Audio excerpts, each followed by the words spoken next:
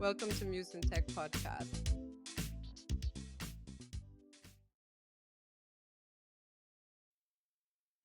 Hello, beautiful souls, and welcome to Muse and Tech. I'm your host, Dalia, and today, as always, we are holding space for real conversation about dreams, doubts, doing the actual work, and finding your own path in tech and beyond. I'm thrilled to introduce today's guest, Lilah Jones, a dynamic keynote speaker, coach, a transformation catalyst. Lilah spent nearly a decade at Google and has over 20 years of experience navigating the complex world of male dominated tech environments. But here's what makes Lilah truly stand out. She doesn't just help you build confidence. She helps you activate the leader who is already within you. And today's, she is here to share powerful insights on how to move through the life transition and claim your own space in leadership. So, Lilah, I'm so excited to have you here today. Welcome to Muse in Tech podcast.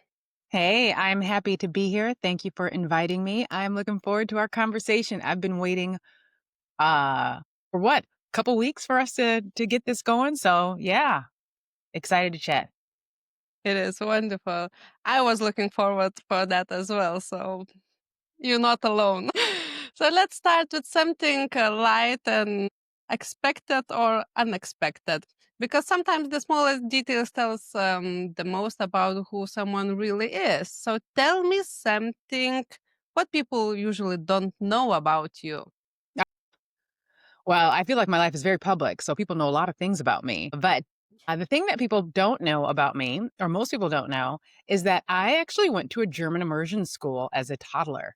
So that's a thing that's maybe more popular now, but back when I was a toddler, very few people did that. And so, yeah, my kindergarten experience and my first, second grade was all in a German immersion school. And that shaped a lot of my life. So, yeah, that's something people don't know about me. How many years ago it happened? More than 20. Now, that German immersion school was in Wisconsin, which is where I'm from. So, yeah, it was Oh, just really cool to be immersed in a new culture at such a young age. can you speak in German Ja, language? ich kann ein bisschen sprechen. Ich habe viele Deutsch vergessen, weil ich habe keinen Mann zu sprechen mit. Aber ja, ich kann Deutsch sprechen und auch meine Tochter hat Deutsch gesprochen. So, meine ganze Familie kann Deutsch sprechen. Das ist fantastisch. Like, I love it. I love this unexpected thing about you. Okay, now that we uncovered a little known side of you, which was quite interesting, I didn't plan that, and it was truly wonderful. Let's rewind a bit. How did your career journey actually begin?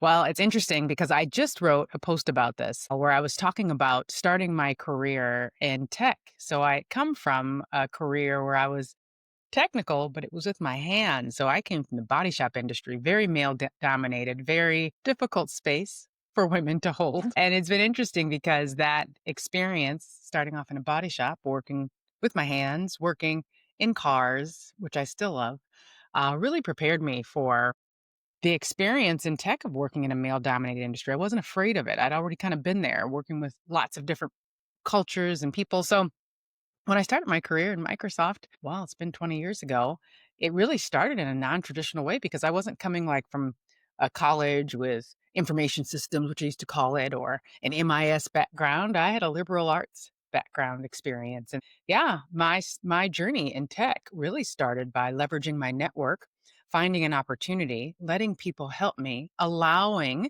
myself to be vulnerable and listening to the advice I got and executing on it. And that landed me at Microsoft in a great role to start my career. Okay.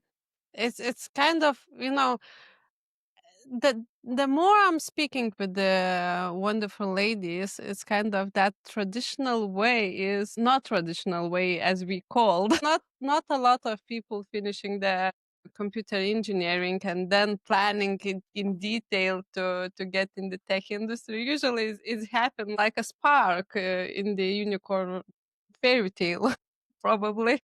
Absolutely. And what's also interesting is I only had a high school degree. I actually hadn't finished my college education yet. And so you can imagine the amount of imposter syndrome and the doubt and uncertainty that came with that. Not to mention the fact that I'd never worked in corporate America before. And so I wasn't aware of the customs and the language and the way things worked. And so I was truly a novice in all things related to tech, all things related to corporate America, and really had to figure it out. How did you decide to take this path? Because it's like it takes a lot of courage. Uh, so I was always super curious about tech. Now you have to remember, I went to school and grew up in a time we didn't have the internet, right? But I was always super curious about the practical application of tech. So that having a level of curiosity in it and using tools and things like that was helpful. The other part was necessity. I had found that I landed in a place where everything I had tried had its ups and downs, and I found myself at that point in my life with about $36 in my bank account, and I had to decide, "Hey, what are you gonna do? Either you're going to go back to body shop industry, which I was open to doing, or you're going to start your own thing, or you're going to find an opportunity to go into corporate America." Now, I had always wanted to work in corporate America. I always wanted to work for a multinational large organization, but I just didn't know how to get there. I didn't know anybody else who worked in corporate America, and I just didn't know what to do. So once I learned that that was possible and there were people to help me, it was something that was naturally a part of kind of my goals. It's just something that seemed out of touch for me. So, yeah, when I had the opportunity, I said, "Oh, here it is. Oh, yeah, here it is on a plate. I am going after it." And that's what gave me the courage. So, necessity. And then also, it was always one of my goals. I just didn't know which company. It didn't have to be in tech, it could have been any company. But Microsoft was the company that came up. The top company suddenly just landed in your life path. Go straight to the top. It's hard to say no, I believe so. So as I understand that the path always have difficult moments. And what were the key turning points that really shape your journey, or maybe realization or the life moments which you can remember that shape your life or the destiny at that stage? Well, I will say that when you're stepping into an environment like that where you don't really know, right? You have to kind of figure it out. I had to really rely on that first team that I worked on. And those people I would call my probably first board of directors. It was a group of very senior sellers in enterprise software.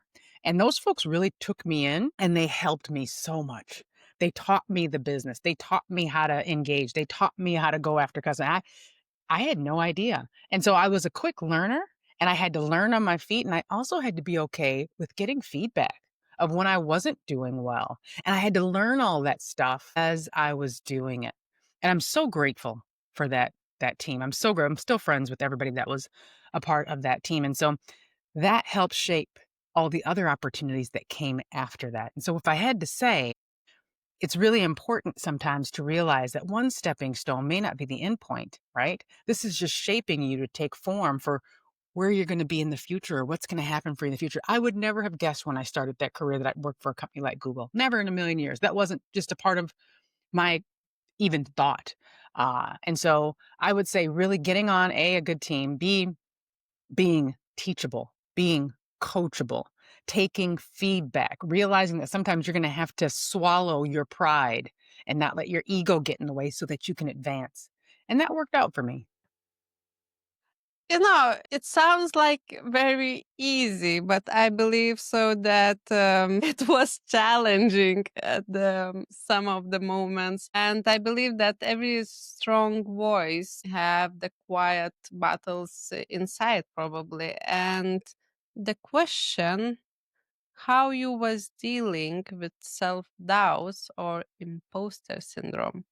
Oh, that was hard. That was very hard.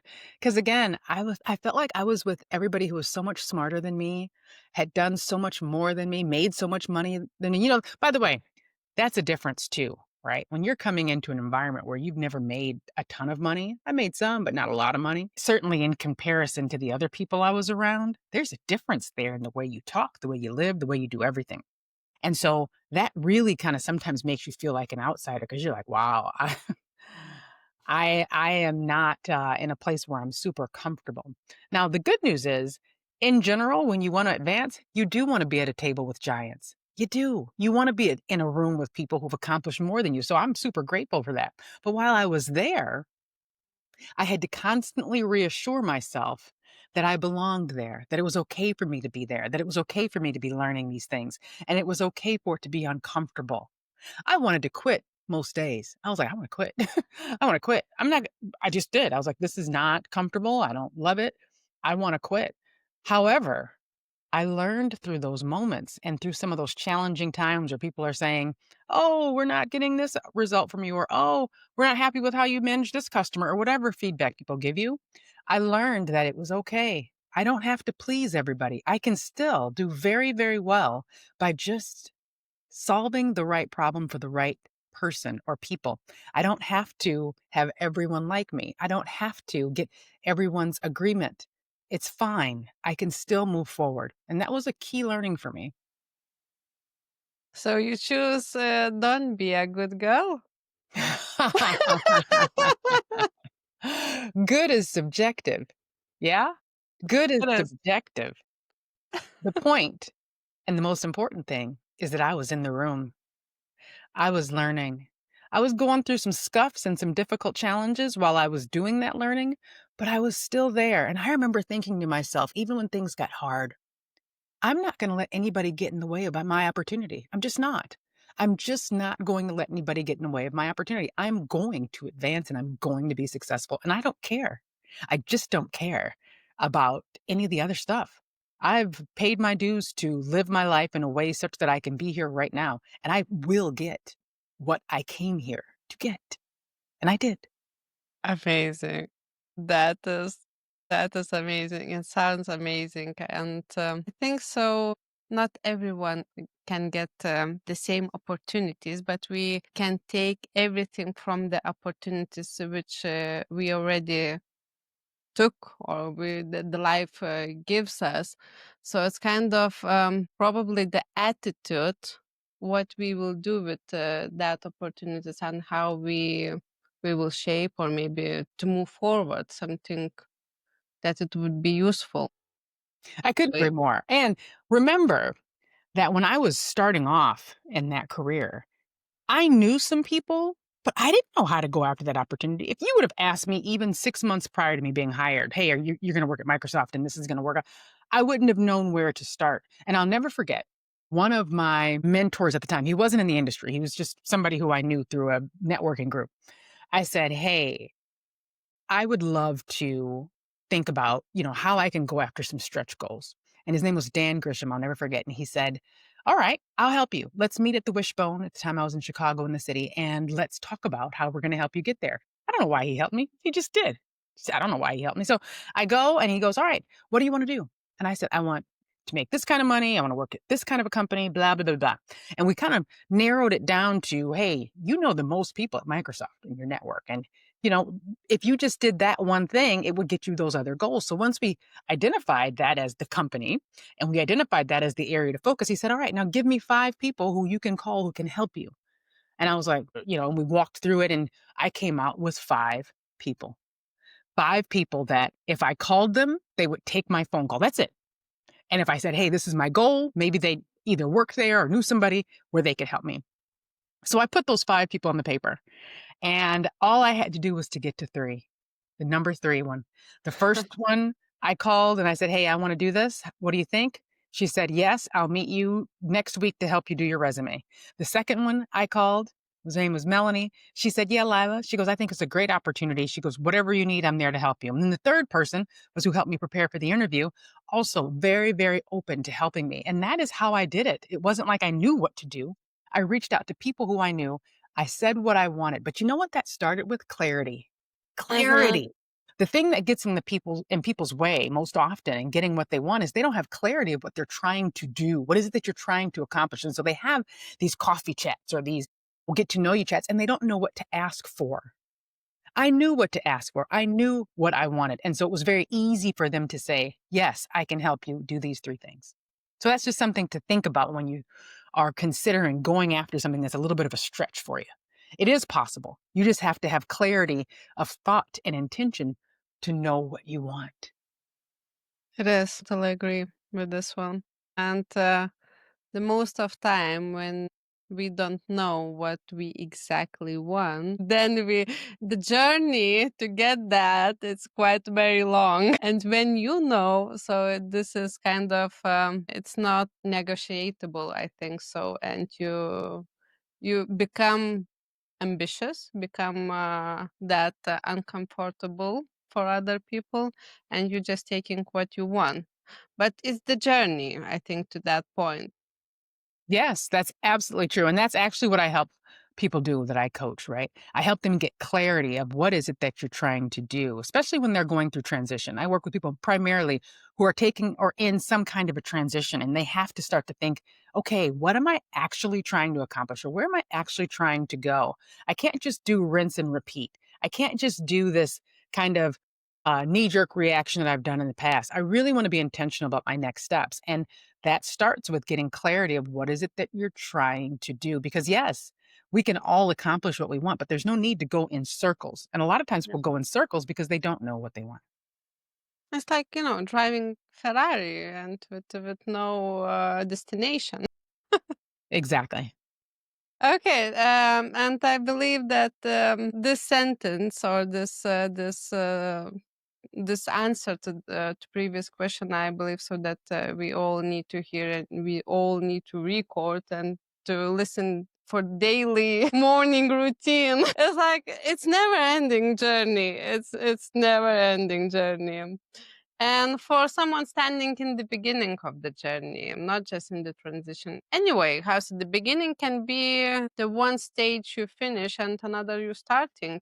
Maybe unsure, maybe she or he is scared. So, what would be the very first step you would recommend them? Hmm. I would say if you're scared or unsure, that means you're probably in the right place. You're probably in the right place. I would say that those are typically warnings or alerts that says, yeah, you should probably continue to explore this in a safe way. Being scared is often just excited. There's not that much of a difference between scared and excited. Now, obviously, if you're bungee jumping off of a bridge, probably scared, right? But when you're just thinking about something that's not life threatening, that could be excitement. And that excitement is okay. That's your emotions letting you know you're on the right path to at least consider that. What I wouldn't recommend is ignoring it and just going with what feels familiar. I feel like people oftentimes miss the opportunities that are there because they default to what's familiar.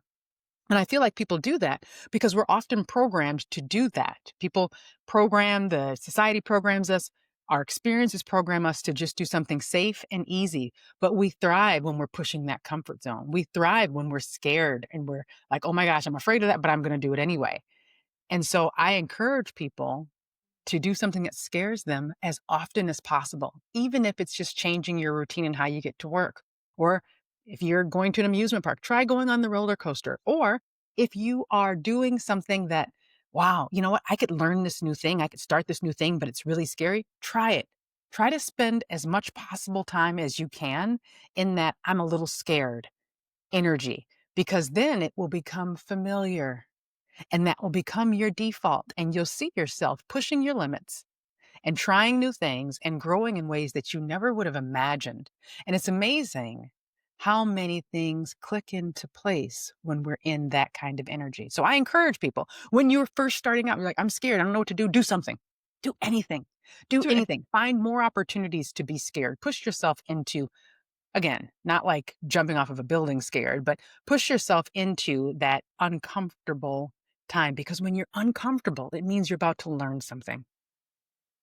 It is usually how it when it's necessity. I think so. When you mentioned before, especially you very quick learner, push yourself to uncomfortable situation.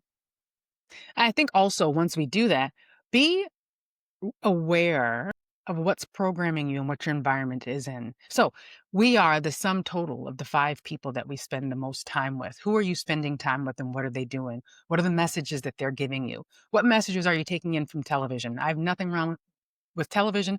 Netflix is great, but if you find yourself talking about Netflix shows more than are talking about your goals and what you want to accomplish, that's a checkpoint, right? If you find yourself getting caught up in politics and a whole bunch of things you can't change versus your own goals and your own life, that's a checkpoint. If you find yourself gossiping about what's going to happen at work or who's going to get promoted or all these things that are external things that you cannot control, that's a checkpoint. If you find yourself complaining about different things that are going on or complaining about people, that is a checkpoint because all those things are energy. All those things take effort and time. And man, when you start noticing where your energy drains are and you start to reallocate that towards the things that you're actually curious and excited about, magic happens. Magic happens. Just need to allow to that magic happen.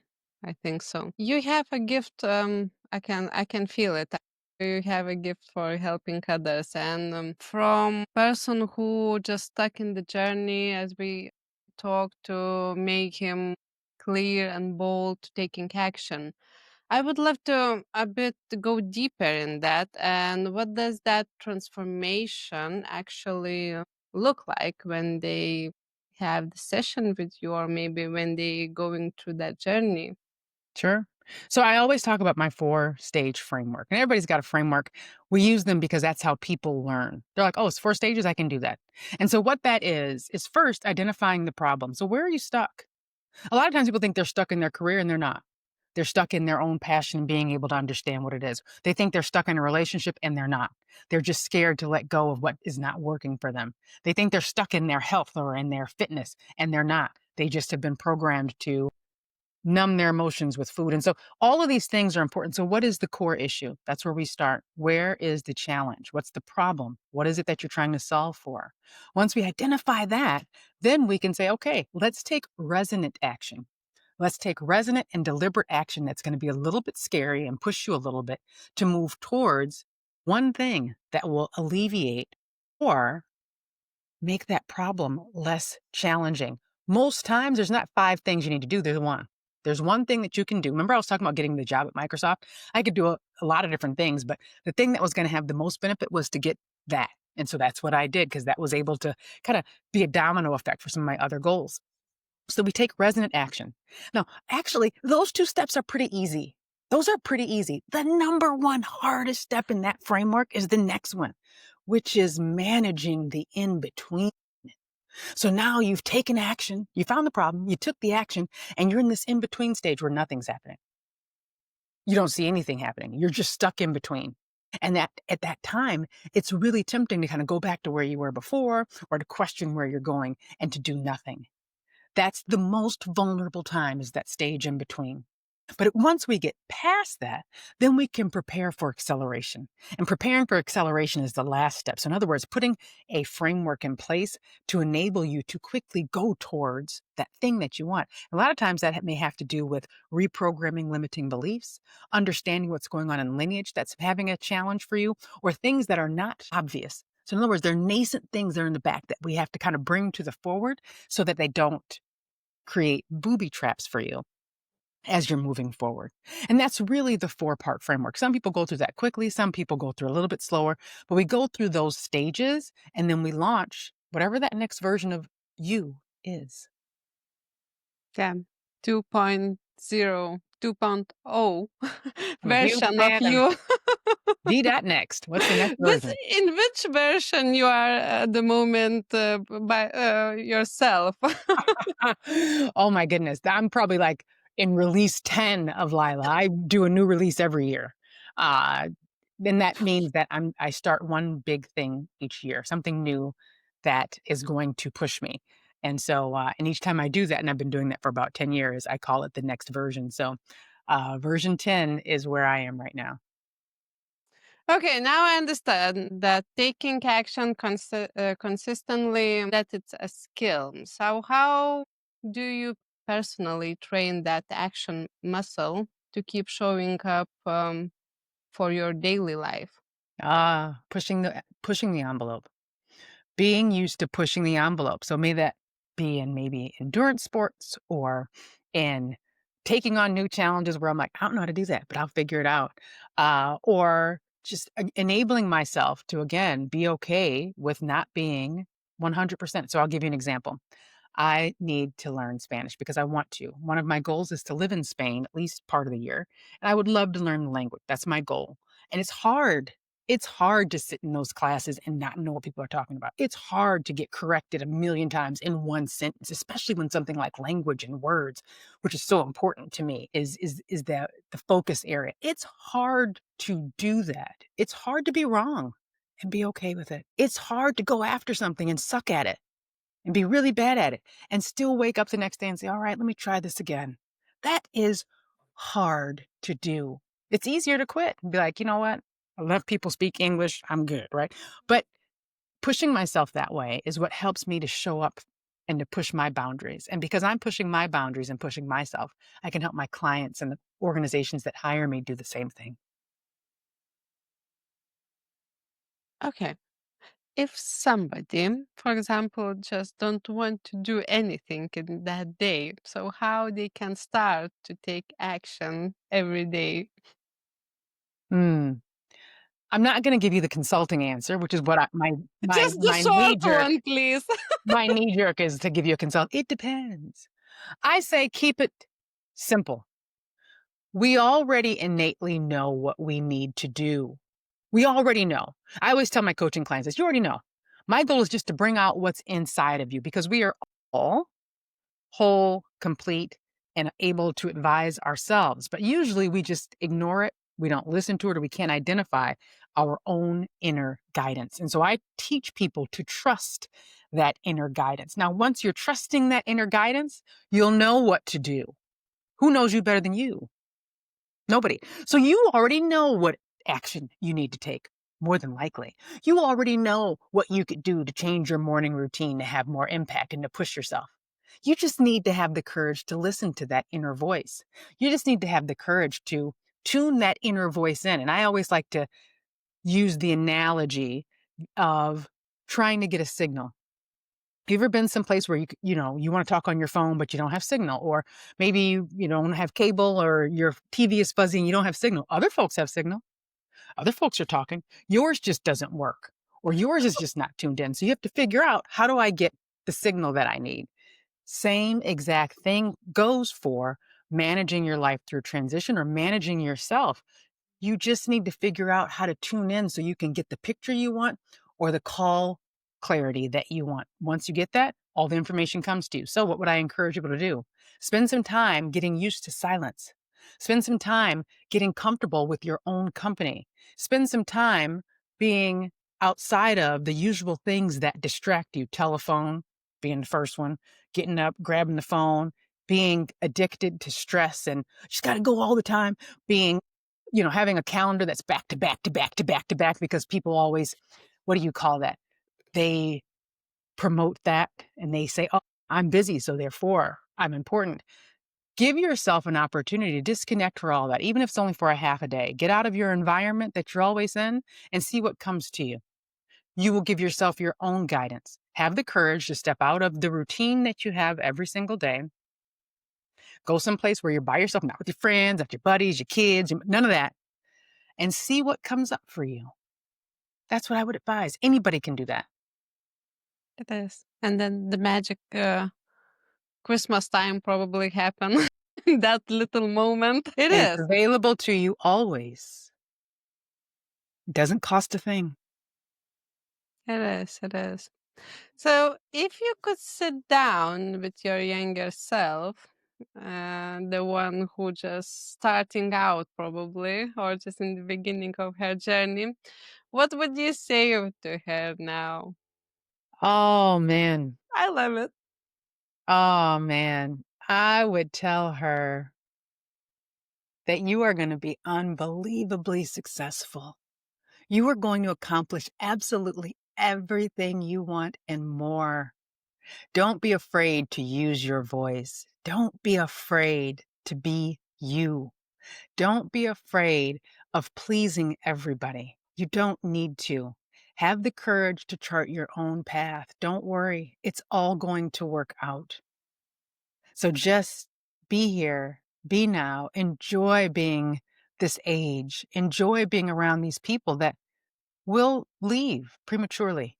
They won't always be around. Enjoy it because it's fleeting. You're going to get everything you want. So just be here, be now, and be you. That is amazing. I felt like you were speaking with me. I'm speaking to everybody because I feel like we all can relate to that. We're so hard on ourselves when we're first coming up, and we're so anxious to make our way and to prove to everybody that we can do this or we can do that. And all that's not really necessary. We could just take the next right action and let the cards fall as they do. There's no stress. Stress and anxiety and worry aren't performance enhancers. They don't enhance performance. And yet we rely on those or we default to those as if they do. So I would say question that. Yeah, I hope so. We will make short of this direct call from you because it It takes is. courage to do it, right? Especially in corporate America, it takes courage to do it because people are going to push you into that. How many meetings are you doing? Or, we need to be on all these calls and because it makes them feel better. And you find yourself getting wrapped up into the exact same thing because we are who we hang around. And so it takes courage to be okay with being an outlier. Yeah. With being an outlier in, common culture. You got to be okay with that as a leader. Being an outlier, which means that you're not always going to fit in. You're not always going to be the person who, is well liked. It's okay to be an outlier. And I've lived my whole life that way. It's worked out for me. I think in America, especially, um, it's very hard to find time for yourself. That's true because we believe that. The truth is, we all have choice. I was recently in Europe, and you see how different people live in Europe and how they take time and they take space, and it's a Yeah. it's a part of their routine. It's not something that just happens, on vacations once or twice a year. And we breathe the same air. We have the same amount of time in the day. We have that choice. We choose not to. We choose not to. We choose to prioritize other things. I also notice how much we're tied to our devices. I watched a family, and this isn't just Europe versus United States, this is just in general. Yeah. I watched a family with their young kids, and usually when you are out at a restaurant, most people give their kids devices during dinner. They do because then the kids aren't screaming, kicking, and hey, I've been guilty of this as well. I noticed these kids were playing, they were younger kids, playing with puzzles, drawing, whatever. Remember when you used to go to a place and you went to a restaurant and they gave you like a little coloring thing, like with the crayons and the kid. That's not as popular anymore, by the way. And I noticed the difference there, right? That's a choice. My point in mentioning that is if we prioritize connection, if we prioritize spending time, alone or with our family, if we prioritize those things, they are options. We just choose not to. We choose not to. Something in our head says, I am more valuable if I'm grinding. I am more valuable if my calendar is busy. I am more valuable if I don't have time. I am more valuable if I do all these things. We always talk about what's your net worth, your net worth, your net worth. And so we optimize for that instead of optimizing for self worth. All of the things that really matter are intrinsic. They come from inside out, not outside in. But a lot of times we make choices based on extrinsic things, external things, which are fleeting and will not ever satisfy us. And so once we decide that that's where we stand and that's where our values are, we can make a choice to spend more time working on that and less time focusing on the other things. And by the way, once you focus inside and you focus on those intrinsic values and those intrinsic things that feed you, everything else comes. And a lot easier. It is. Also, that self-awareness or to see everything what is inside inside you, or the shadow things, even, everything is part of us, and just need to notice that. Do Yeah. we can reach the final point? It's like need to know that it will never end, this process, and you always increase probably the version of yourself, and this is absolutely fine. It's phenomenal. Think about the last time you went on a trip, right? We plan our trips and we say, oh, I'm going to go on this trip. You get ready, you get your bags ready, you get your outfits ready, you get your itinerary ready. And when you come back, you don't tell people, oh yeah, I went on a trip, we went to a hotel, we ate some food, and came back, right? You tell them every detail. Well, first our flight was delayed and our bags were lost. Then we were checking the hotel and we had this really great concierge, this really great dinner, this Michelin star, and you're giving them all these details because why? That makes the story. And they're listening and they're thinking, oh, I want to go there. And they're thinking how they're going to plan their next trip because it's the journey of it that is the magic. So often when we're talking about our lives, we forget that it is that journey, right? It's the same thing as a trip that you would go on. So why are you trying to rush it or trying to get through it? That's the magic of it. That's why you go on trips. That's why you spend all that money so that you can get out of your routine, get into a new environment, and have a journey that you can talk about that enhances your experience. You're getting out of your comfort zone. You're putting other people in charge of your meals, your time, etc. And you pay money for that. So in our life journey, how is it different? It's this, oh, how do we get to the end? No, there is no end. No. The thing is, how interesting is the journey of the story? Are you going to talk about, what happened in that Netflix show? I'm sorry, today I'm on Netflix. And is that going to be your entire experience? It's going to be like, wow, I went and I accomplished this. I had this experience. I volunteered here. Are you going to have that rich tapestry of stories, or will it be a rich tapestry of someone else's? It is. It is. It's wonderful. Not just agree with you, I'm just admire you. Thank you. I received that from you. It's all right. It's all right. I can repeat if you need it. Okay, I know that we promised some powerful resources in the beginning of our podcast. But before that, please introduce yourself, how you can help for ladies to empower them, or how is it, where they can find you, how they can communicate with you, and finally, what that kind of secret resources do we have to share with our audience? Absolutely. So, a couple things. Uh, I'm on LinkedIn. You could just follow me. I'm always posting something that's useful that you can use. That's the easiest, most non friction way to connect. Just connect on LinkedIn. Okay. And maybe leave a comment if you so choose. That's what I would recommend. The next thing people can consider is to subscribe to my community, which is the Activated Leader. And I also have content that comes out every week around that. And I build some community related to it. I've got a cohort that's starting soon. So that's another pretty easy way to stay connected. And if you want to engage even more, you can reply, leave a comment, and choose to engage with us in some of the other more large community types of events. And then finally, the tips or the resources that you might want to consider is the framework that I just mentioned. So, that framework of identify the problem, take resonant action, manage the in between, and then prepare for acceleration and success. Where can you apply that right now to an area that you're stuck? You can write those things out just in that 4-part framework and analyze it yourself.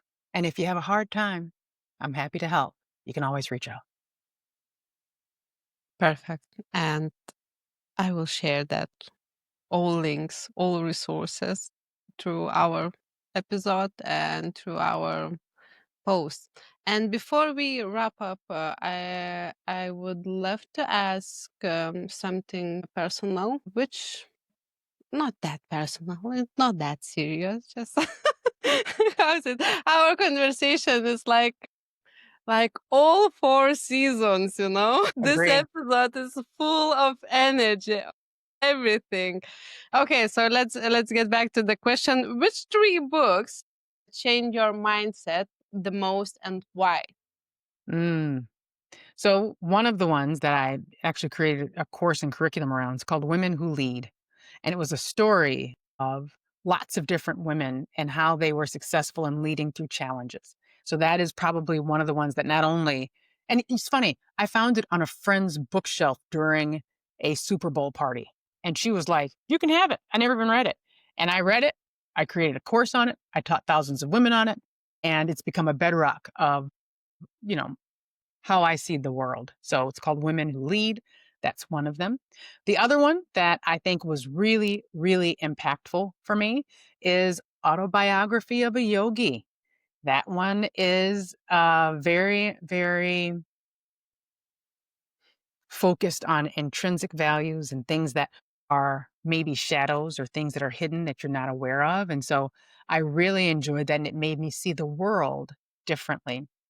And then finally, and it's not a book, but it's a movie. It's called Happy. And this particular it is a documentary. This particular documentary talks about what it takes to be happy in the world and how people are motivated. And it talks about 5 things that are important in a very happy and fulfilled life. I'm not going to tell you what they are. I recommend that you take a look at that documentary because it'll make you see your world and the things that you do different. So if you notice between that documentary, the book, between that documentary and the 2 books, it's one thing that's really related to action and kind of what's happening in real world, and the other 2 are more about how I'm thinking, how I'm showing up, and what things are important. And I always tell people to balance the 2, right? Because you need both. You need both left and right brain. So find opportunities to balance both.